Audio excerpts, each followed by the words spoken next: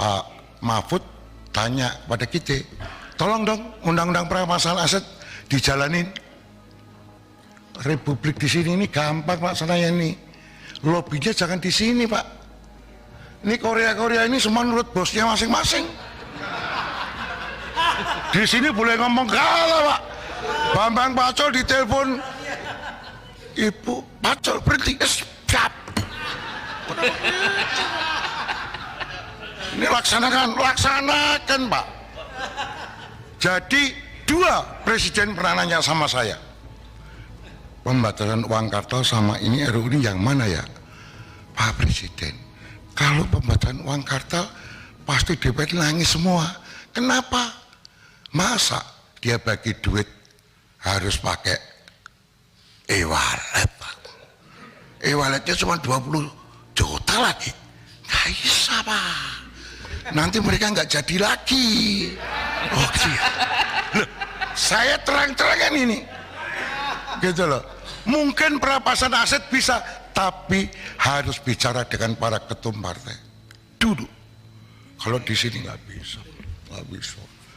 Teori saya. Jadi permintaan jenengan langsung saya jawab, Bambang Pacul siap kalau diperintah.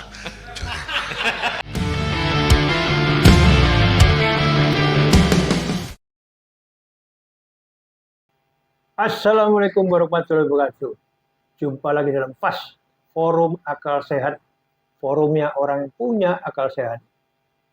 Kali ini kita membahas daripada rapat kerja DPR antara Komisi 3 dengan Menko Polhukam, Bapak Mahfud MD, yang mungkin sama-sama kita lihat bagaimana perdebatan yang terjadi di dalam rapat tersebut.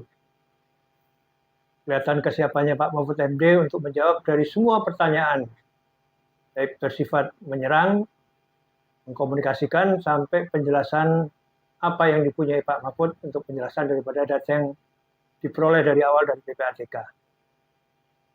Kelihatan bahwa Pak Mahfud kepingin data ini terbuka, biarpun memang ada aturan bahwa semua hasil dari PPATK itu harus diberikan atau diserahkan kepada Presiden dan DPR. Cuman kita semua berterima kasih dengan keterbukaan Pak Mahfud MD dengan membentuk Komisi TPPU, sehingga kelihatan mana yang bidang korupsi ataupun bidang pencucian uang. Nah, data ini sekali lagi Pak Mahfud jelas dalam dengan pendapat itu bahwa dia memperoleh dukungan cukup kuat dari para netizen lewat berbagai sosial media yang diterima baik oleh DPR maupun dari timnya Pak Mahfud, termasuk Pak Mahfud MD, tentang harapan daripada semua netizen tentang perlunya keterbukaan karena menyangkut nilai yang cukup besar, nilai 349, tentunya ini pertarungan data. Di situ jelas terlihat ada perbedaan data yang diberikan oleh Kementerian Keuangan. Di situ menjelaskan 3,5 triliun, tapi Pak Mahfud dengan data yang diperoleh tetap bertahan bahwa itu ada 35 triliun yang dilakukan oleh atau pelanggaran yang dilihat dari Kementerian Keuangan. Tentunya data itu kalau dibuka maka menjadi jelas, menjadi terang kan gitu.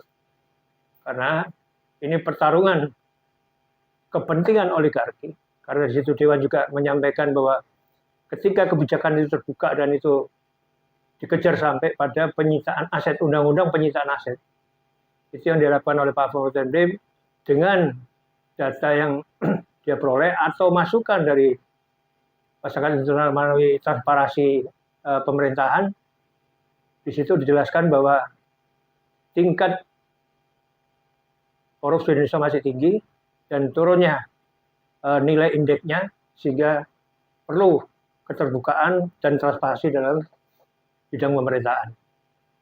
Yang menariknya adalah kenapa DPR harusnya sebagai pengawas mestinya membackup daripada keterbukaan yang dilakukan seorang Mahfud MD, tapi kenyataannya DPR mengajak untuk sedikit menutup diri, tidak terlalu terbuka sehingga tidak timbul kegaduhan, padahal dari situ semua akan terbuka tentang adanya korupsi atau tindak pencucian uang. Dan itu memang sebagai koordinator atau ketua komite adalah Pak Mahfud MD. Tentunya di era keterbukaan dengan informasi begitu luas, nggak bisa dewan atau oligarki menutup diri untuk memperkuat apa yang terjadi saat ini. Karena semua yang ditanyakan oleh DPR, semua yang diungkap oleh DPR mampu dijawab Pak Mahfud MD, malah terakhir Pak Mahfud MD mengklirkan daripada semua tahapan yang dicecar oleh DPR dalam segala pertanyaan maupun data yang diperoleh. Malah Pak Mahfud MD menantang untuk membuka data seluas-luasnya, termasuk orang yang terlibat di situnya, perusahaan terlibat di situnya, dan apa peran masing-masing orang akan ada di situ. Biarpun Pak Mahfud hanya menjelaskan secara akumulatif, memang dalam aturan komite tidak bisa seluas-luasnya, tapi di situ Pak Mahfud menjelaskan kalau diperlukan data bisa dibuka. Dan terakhir ini para akademisi, dosen, rektor, guru besar semua membuat sebuah petisi untuk mendukung daripada keterbukaan dari Pak Mahfud MD.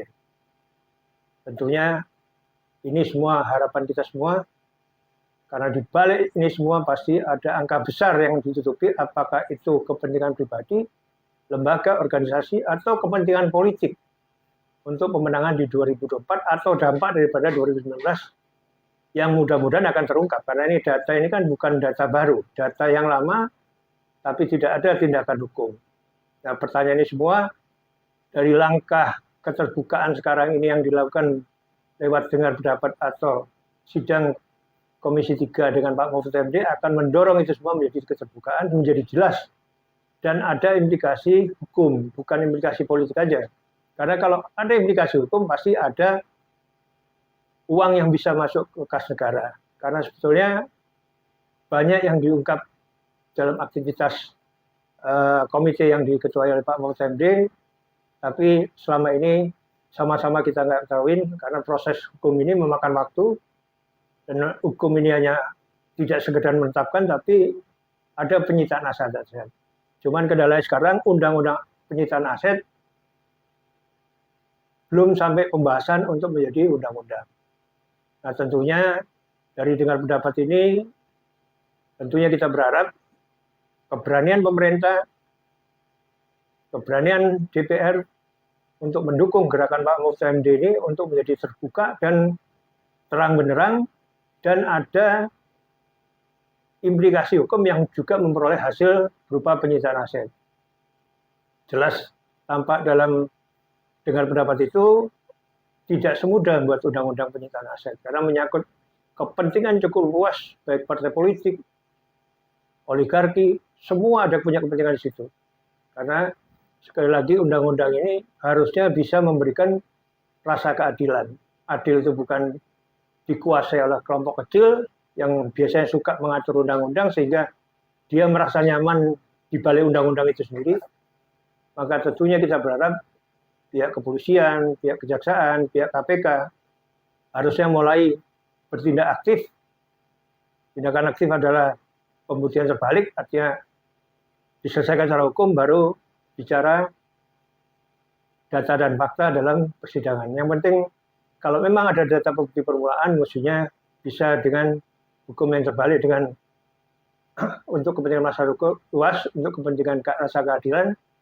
Tentunya orang-orang yang melanggar ini, apalagi nilai cukup besar, bisa ditangkap secara hukum, biarpun pembuktiannya melalui proses, sehingga rasa nyaman itu akan didapat oleh masyarakat. Sekali lagi, peran Kementerian Keuangan ini sangat luar biasa. Dia peminjam, dia pengelola, dia pengatur, dia mendistribusikan. Bayangin, utang negara ada di dia. Ya kan? Pajak ada dia. Bea cukai ada di dia. Pendapatan dari non-pajak segala macam juga ada dia. Terus yang mengatur dan membagi adalah Kementerian Keuangan. Jadi sangat luas, sangat besar. Sementara one man show. Bayangin seorang Menteri Keuangan bisa sampai ke apron pesawat, kan luar biasa. Belum ada sejarah Indonesia seorang menteri bisa sampai ke apron pesawat kalau nggak luar biasa kewenangannya. Artinya menghalang-halangi seorang wapres, menghalang-halangi kementerian yang lain untuk melakukan itu. Apakah kita percaya dengan Kementerian Keuangan seperti ini kan? Artinya inilah ruang masuk untuk kita membenahi sistem, terutama di Kementerian Keuangan, perannya yang harus dikurangi. Kalau perlu ada badan yang bagian keluar uang, ada Kementerian Uang yang nyari uang kan gitu.